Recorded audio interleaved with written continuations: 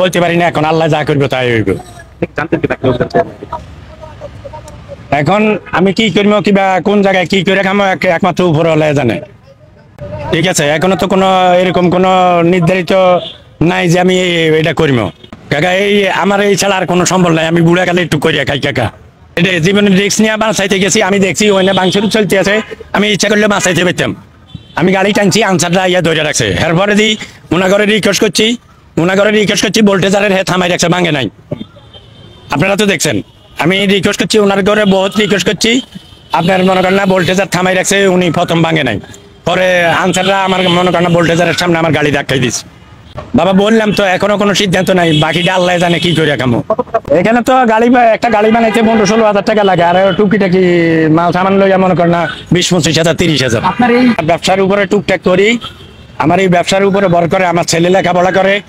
উনি এখনো বেকার, কোনো কাম কাজ করে না। বিকেলে আইসা আসরের পরে ক্লাস কোচিং সাইডে আমার আইসা একটু হেল্প করে, এই ইনকাম। আমি জানতাম বলতে মাইকিং তো মানে করছে। এরপরে দিয়েও একবার আইসা দেখে গেছিলাম মানুষের দোকানপাট সরায়, রাইতে কিবা দিনে ভাঙচুর হয়েছে। আমি চিন্তা করছিলাম আর কি যে আজকে সকালে আইসা সরাই পেলাম। এর মধ্যে তো আইসি একটু দেরি হয়ে গেছে মনে হয়। আইসিও তো আমারটা মানে পাইছি ঠিক মতে, মানে চেষ্টা করছি সরানোর জন্য, রিকোয়েস্ট করছি কিবা সরাইতে পারতাম। আনসারটা ঠেলে দিছে, আনসারটা ধরে রাখো না। আর ওনাকে রিকোয়েস্ট করছি, ওনারা ভোল্টেজ থামাই রাখছিল প্রথম। আমি কিছু টান দিয়েছিলাম, এই দিক দিয়ে বাইরে যেতে পারতাম। আমার নাম মোহাম্মদ আলমগীর হোসেন আলম। তো দর্শক দেখতে পাচ্ছেন যে এই যে রাজধানী সোহরাওয়ার্দী উদ্যানে অবৈধ যে স্থাপনা বা বিভিন্ন দোকানপাট রয়েছে সেগুলোকে উচ্ছেদ করছে সিটি কর্পোরেশন। এখন যে বিষয়টা দেখছেন যে এই যে বিভিন্ন ঘটনা যে এই সোহরাওয়ার্দী উদ্যানে হচ্ছে, বিভিন্ন অনৈতিক কাজ, ইয়াবা বিক্রি, বিভিন্ন নেশাদ্রব্য, যার কারণে বিভিন্ন ঘটনায় কিন্তু এই সোহরাওয়ার্দী উদ্যানে ঘটে। বিভিন্ন লোক এখানে আসে ঘুরতে, কিন্তু এখানে বিভিন্ন চক্রের কারণে মানুষ বিভিন্নভাবে প্রতারিত হচ্ছে। বিভিন্ন ব্যবসায়ীরা এখানে অনৈতিক কাজ করাচ্ছে বা তারা বিক্রি করছে বলে এরকম দাবিও অনেকেই করেছে, যার কারণে কিন্তু এই উচ্ছেদ অভিযানটা চালু করেছে। এর আগে কিছুদিন আগে ঘটেছিল এইখানে একটি ছাত্রকে নির্মমভাবে এই পৃথিবী থেকে বিদায় করে দেওয়া হয়েছিল। তো যার কারণে কিন্তু এই ঘটনাটা ঘটছে। আপনারা কি এই বিষয়ে আপনারা মতামত কি দিবেন, আপনারা একটু কমেন্ট করে জানান যে রাজধানী সোহরাওয়ার্দী উদ্যানে আসলে কি এই উচ্ছেদ অভিযানটা কতটা যুক্তিসঙ্গত হয়েছে, এবং গরিব দুঃখীদের যে দোকানপাটগুলো ভেঙে ফেলেছে সেগুলো আসলে তাদেরকে কিন্তু এর আগে মাইকিং করে দেওয়া হয়েছিল যে আপনারা এই দোকানপাটগুলো এখান থেকে সরিয়ে নেবেন, কিন্তু তারা গায়ে লাগায়নি এবং তারা সরায়নি। যার কারণে কিন্তু এই বুলডোজার দিয়ে সেগুলোকে ভেঙে গুড়িয়ে দিচ্ছে।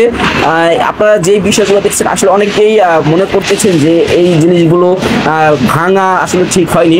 তো ঠিক হয়েছে কি হয়নি সেই বিষয়টা আপনারা কিন্তু বলতে পারেন, আপনাদের মতামত জানাতে পারেন।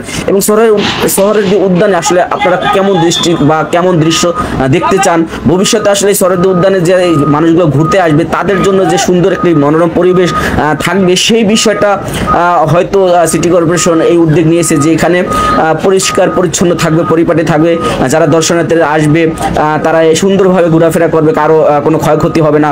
তো আপনারা দেখতে থাকুন যে উচ্ছেদ অভিযানগুলো।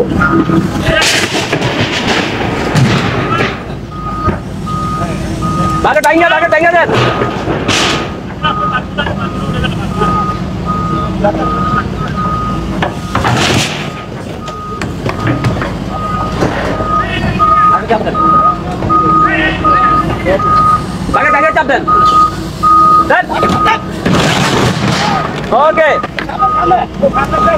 যাবেন